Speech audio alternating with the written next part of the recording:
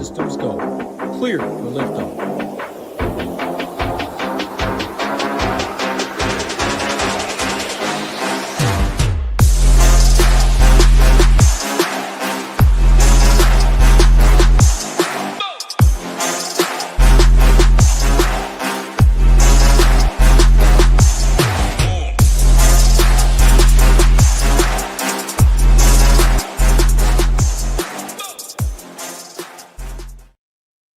Hello, welcome to this weekend's NASCAR Quick Hit here for SHIPIT Nation. I am Eric, also known as The Game, and this afternoon we will be discussing the Hollywood Casino 400 taking place at the Kansas Speedway.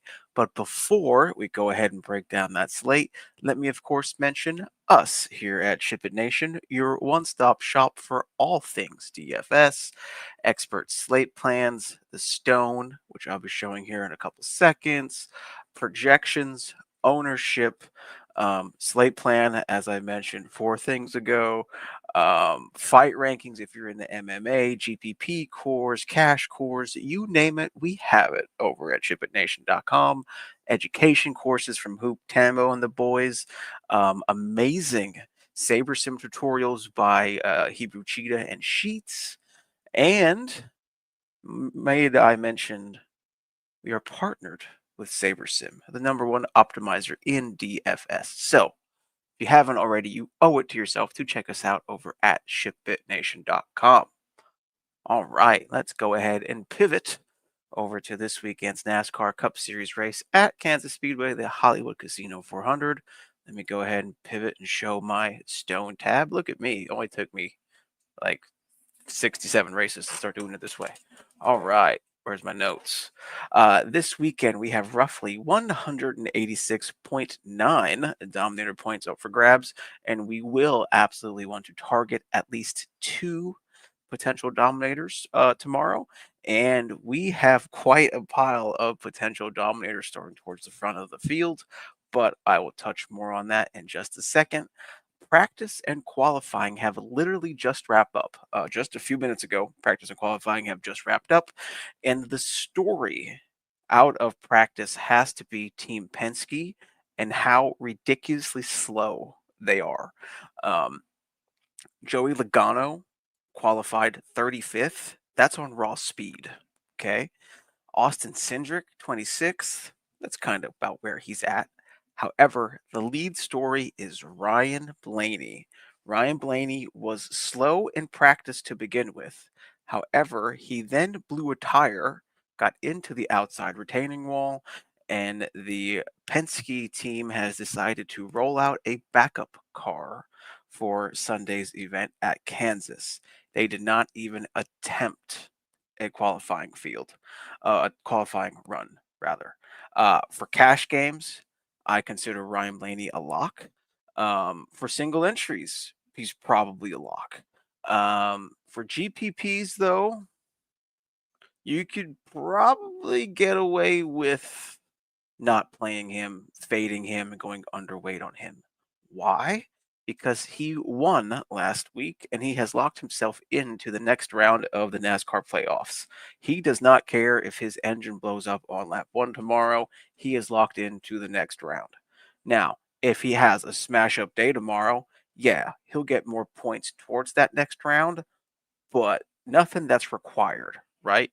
So GPPs, I think the play is just to go underweight on Blaney because it's not like Team Penske has shown crazy speed to begin with on practice on Sunday.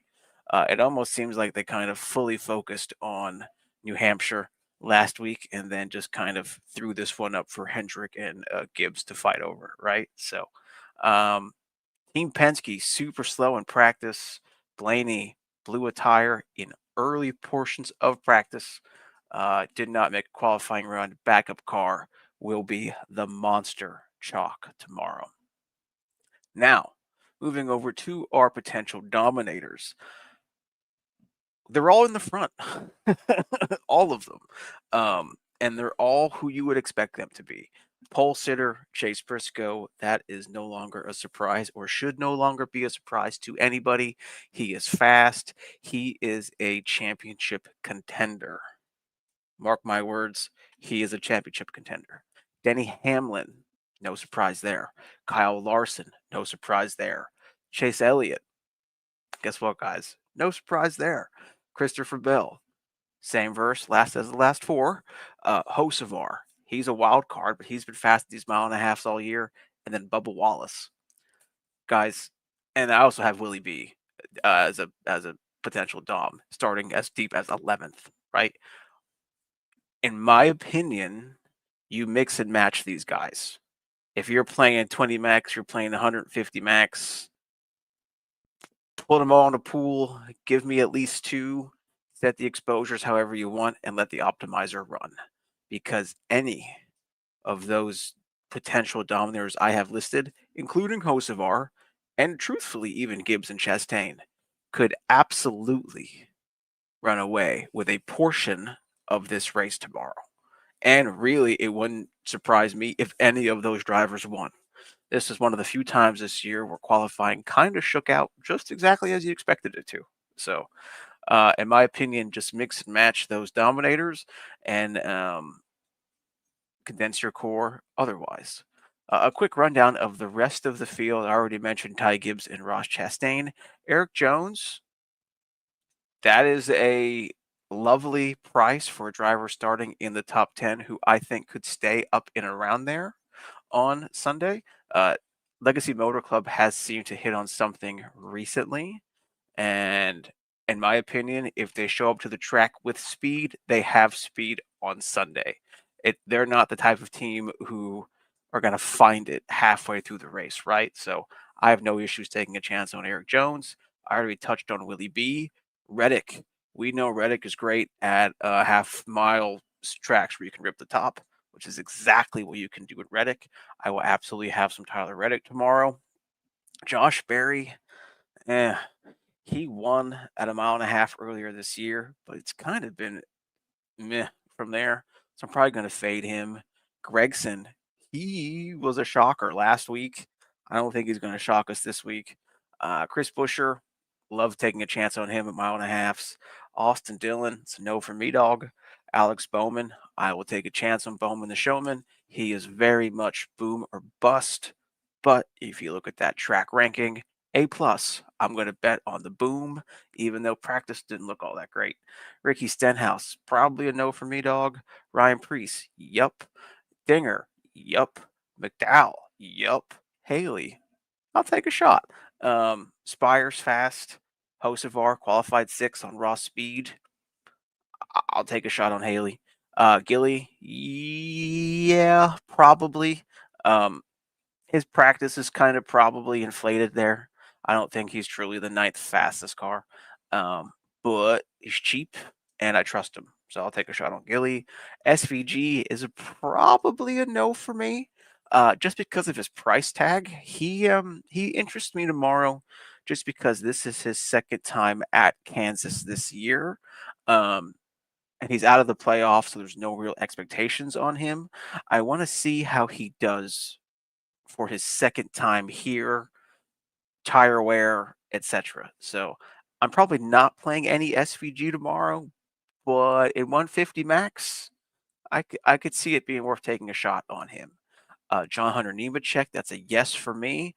I like the speed that Jones had, so I'll take the shot that John Hunter has the same. Austin Cindric, he's a no because I think I'm off on Team Penske and all GPPs. Cole Custer, that's a no for me. Zane Smith, I'll take a shot on Zane. I don't think he's the fastest 5-10 lap average at all, even though obviously that's what the numbers say. I don't think he's going to be that on the race on Sunday, but I trust him over some others in that price range. So I'll take a shot on Zane. Kyle Busch, it hurts me to say it, but it's a no for me. And it will continue to be a no for me the rest of this season. Maybe at Talladega. Yeah, Talladega. Yeah, probably. Unless he qualifies on the pole or something. I know his odds probably look super good down here. He's just been dog shit all season. Always something happens. So kind of have to assume something's going to happen again. So if you want to take a shot on Kyle Busch, feel free, but he's a no for me. Suarez, mi amigo, taking a pass on. Brad Keselowski, yeah, I'll take a shot on him at 7,700. I wish he was starting closer to the towards the front, but I'm not really worried about cars going a lap down here, so I'll take a shot on Bad Brad. Riley Herbst, no, dreadfully slow. Ty Dillon, okay. He's 4,900 in a full year-round car who had shown signs of speed. Was he fast in practice? Was it terrible? Do I think that's going to translate over to the race? Not really. Will I take a shot at 4,900? Absolutely. Cody Ware, I'm going to trip you out. Yeah, I'll take a shot on Cody Ware. He has had some kind of surprising runs this season. I mean, surprising meaning like, like 28th, 27th, 30th. But that might be what you need when you're trying to jam in those studs who are starting up towards the front. So is he a single entry play? No. 20 max? No. Maybe 5%, 150? Maybe. Joey Logano, I touched on them earlier. They look crazy slow in practice. That's a no for me at that price tag. JJ Yaley, no. And then Blaney is going to be the chalk of all chalk. If you want to take the shot on him, feel free. In GPPs, I think I'm going to be underweight because I just don't think they're going to give it everything they could, unlike they had to win like they did last week. So that is all I have as far as this video goes. This is I don't normally get them done this early on a Saturday afternoon, but the stars and the moon aligned, and I was able to get it done right after practice and qualifying. Now I'm going to pivot to focusing on ownership and projections and the slate plan and all that fun stuff. So good luck in all slates. I'm not sure when this video will be released, so good luck in your football slates. And if any drivers go to the rear, I will do my best to announce it. Good luck, and as always, let's ship it.